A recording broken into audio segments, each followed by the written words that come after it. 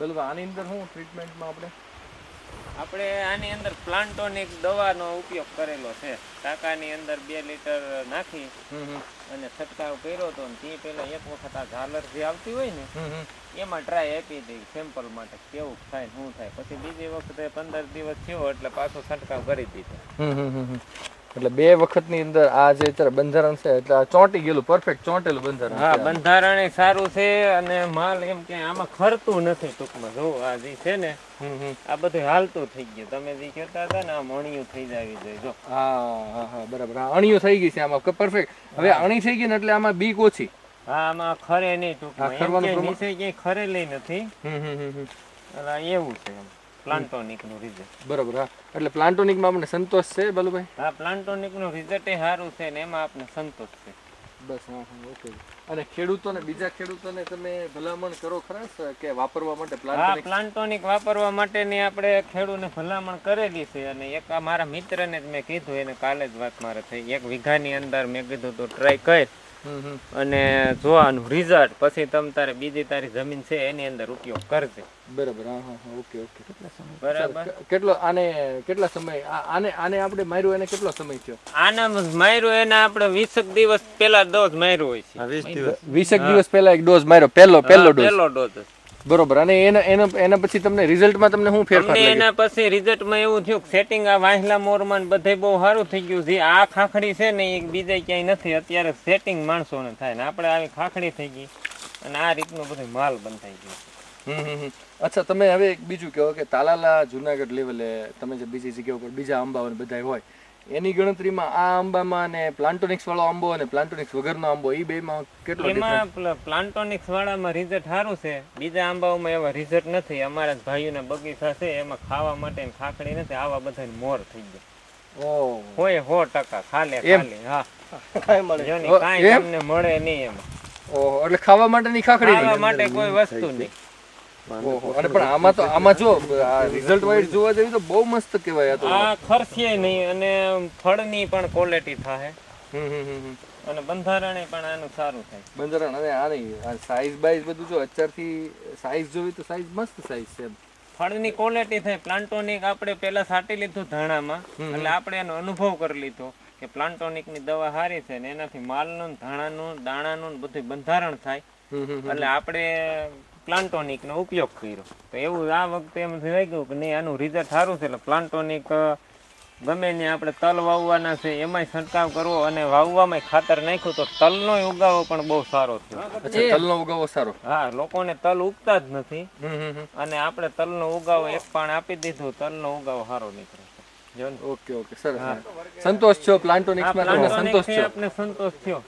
Okay. અને આ તમે જુઓ આ જે બંધારણ છે હવે આમાં 1 2 3 4 5 બરાબર. આ 5 એટલો આ 5 આવડો આવી ગયા તો ઘણું કહેવાય કે નહીં?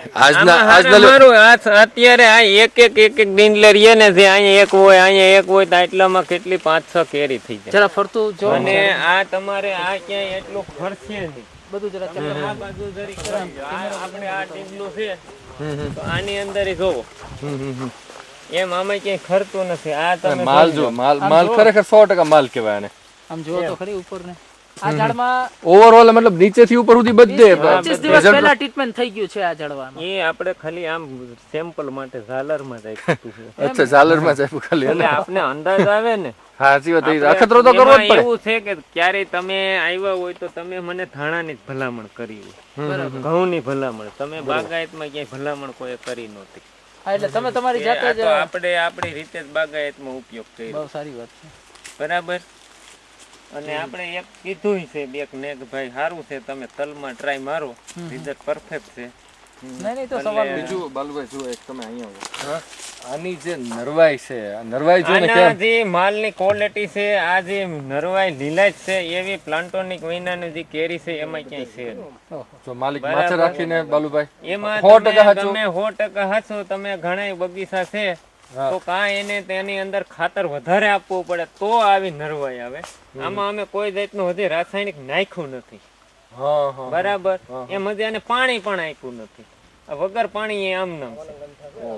સારું કહેવાય. એટલે પ્લાન્ટોનિક 100% પ્લાન્ટોનિક 100% સારું છે.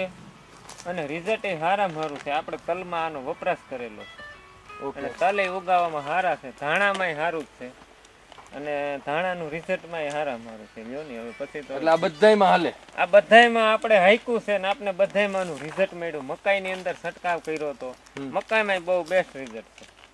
બરાબર. સરસ સરસ. હા, તો આ હોનું જ કહેવાય ને. આ હોનું જ કહેવાય.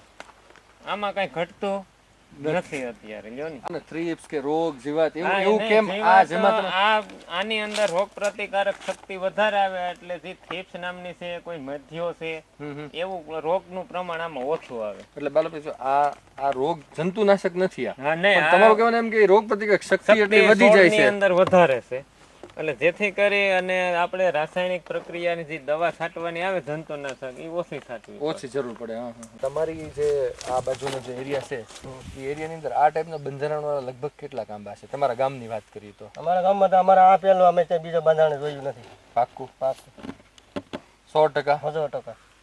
એટલે ગામ ખાતે આ આંબો શરમિંડે મતલબ એકદમ ઉપર ટોપ ક્વોલિટીનો આ આંબો ગણાય. એ બરોબર. અને આ બંધારણ તો જોવું, આ તો કેવું, આ તો ભૂકા.